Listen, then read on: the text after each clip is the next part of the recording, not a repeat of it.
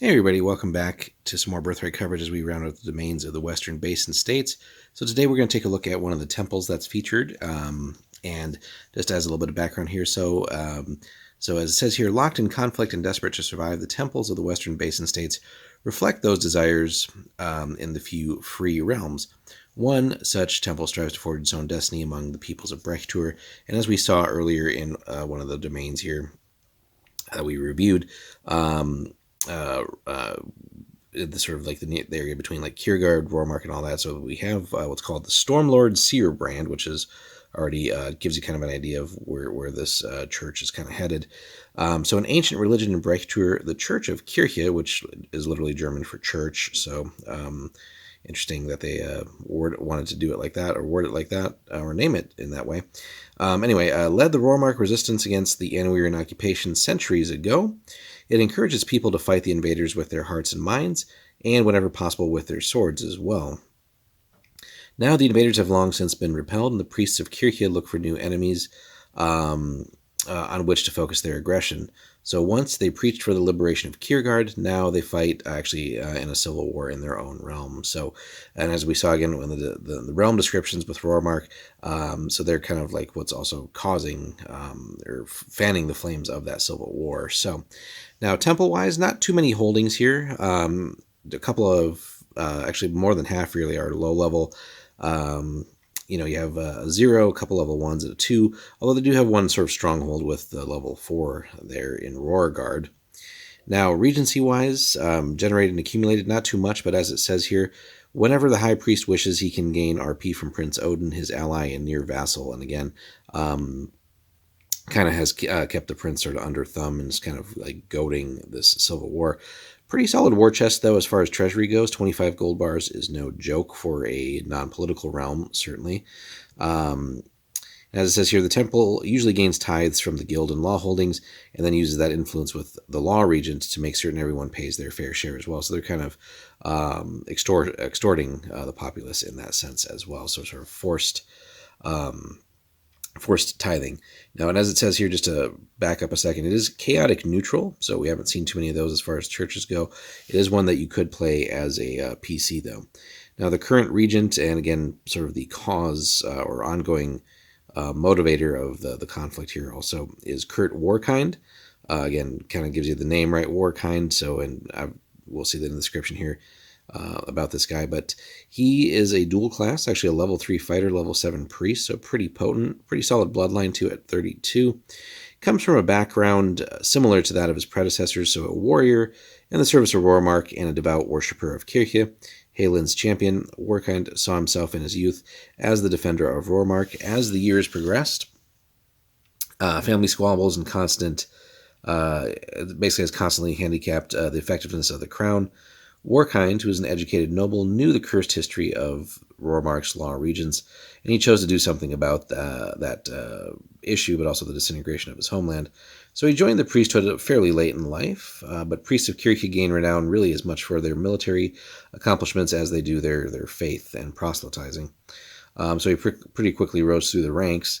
Now, he demonstrated his skill in the battlefield time and again against Kiergaard, Orogs from the Iron Peaks, etc., and he strengthened the diminishing influence of the temple within the land, although, as we can see from the holding levels, maybe not as much as really described here. But again, there's so many other political things going on, sort of just existential crises with a lot of the realms in this area, that we can kind of see why the church has difficulty spreading as well. So, since King Wilhelm I died at the tusks of the boar, Warkind has all but controlled Prince Odin, the heir to Wilhelm's throne. He now urges the prince to make Rormark a strong and secure realm under one ruler, and ideally with his own influence, right? Warkind's influence. However, unfortunately for Warkind, his irrational hatred of everything Kiergaardian and his unending battle lust keep him from making friends with Rormark's people.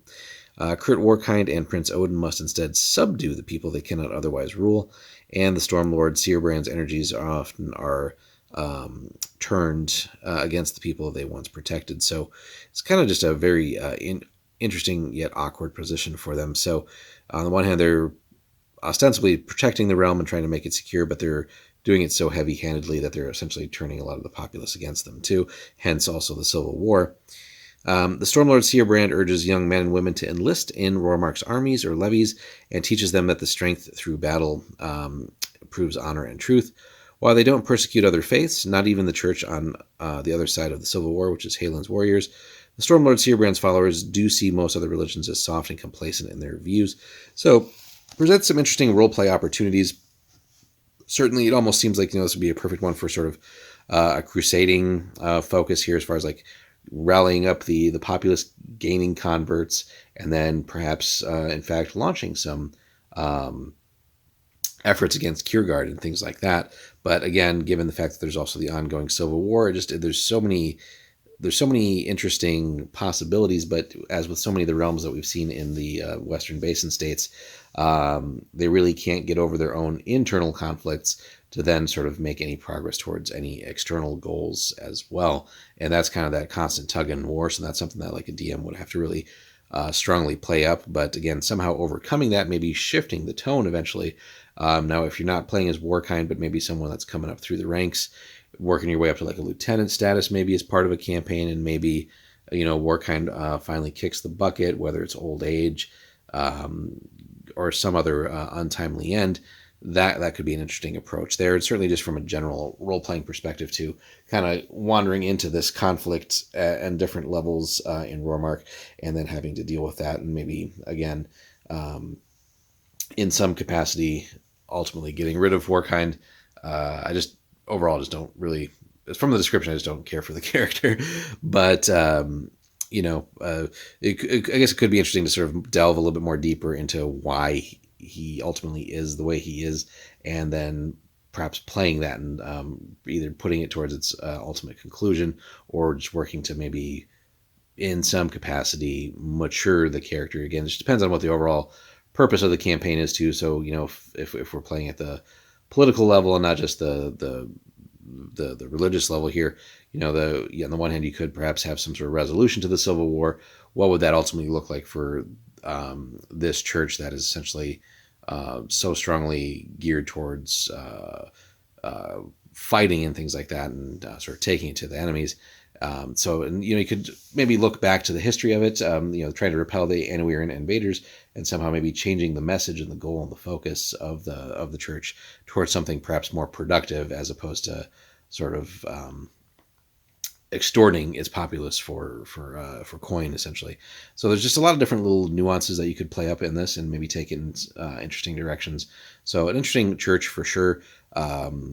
So let us know, though, what you guys think, and if you've played this or interacted with it in any way between Rormark and actually the Stormlord Seerbrand church itself, and what directions, again, that took for you guys in your campaigns, or any other similar campaigns. It doesn't have to always be the Birthright setting. A lot of times you can just take inspiration from other products and other modules and things like that. So hit us up in the comments, guys. Be sure to like and subscribe. We'll have more Birthright for you soon.